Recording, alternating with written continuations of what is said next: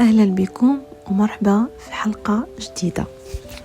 واش عمرك حسيتي أن داخلك كاينة وحدة أقوى منك، وحدة واثقة هادئة وعارفة قيمتها، ولكن الحياة، الخوف وكلام الناس خلاوك تبعدي عليها؟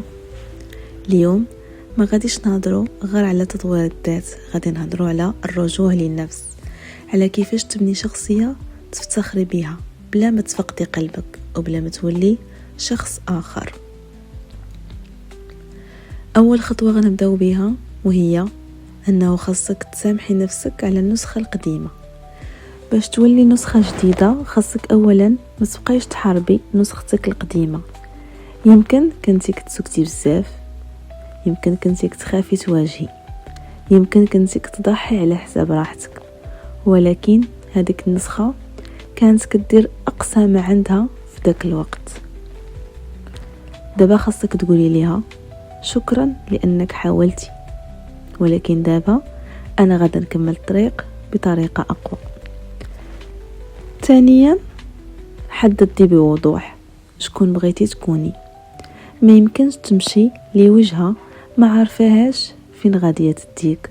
خدي ورقة وكتبي: أنا بغيت نكون امرأة كتقول رأيها بلا خوف، بغيت نكون منظمة ومسؤولة، بغيت نكون هادئة حتى في المواقف الصعبة، بغيت نكون شخصية عندها حضور.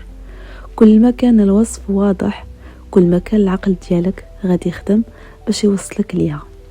لذلك حاولي تكتبي شخصيتك اللي بغيتي تكوني عليها بأدق التفاصيل.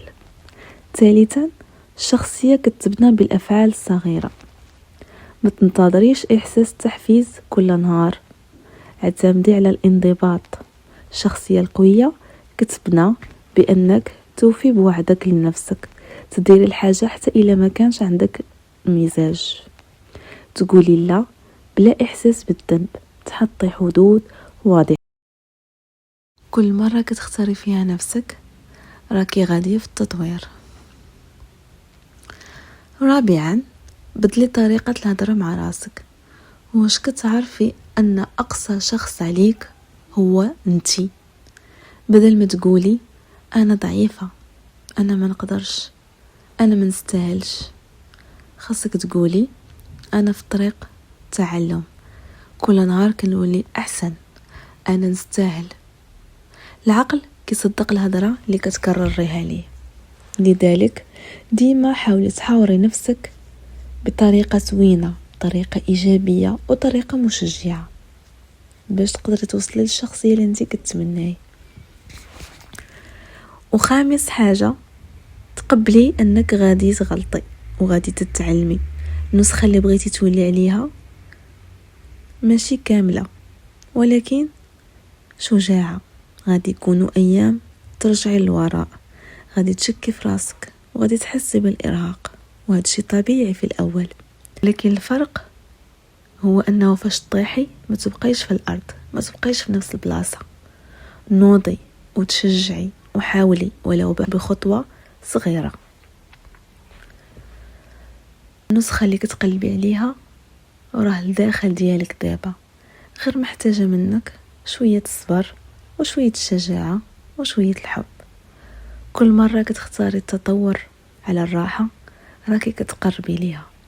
وما تنسيش انتي ماشي مشروع ناقص، انتي إنسان كيتطور، إنسان مع مرور السنوات والتجارب كتغيروا فيه شي حوايج.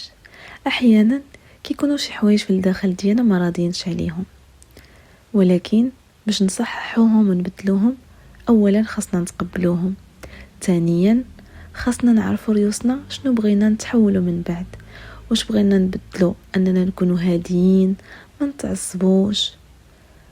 الحوايج اللي بغينا حنايا نبدلوهم فينا خاصهم يكونوا أشياء واضحة، مش أنهم اللي تخدموا عليهم يكونوا باينين. أتمنى أن هذه الحلقة تعجبكم، ونتلاقاو في حلقة جديدة.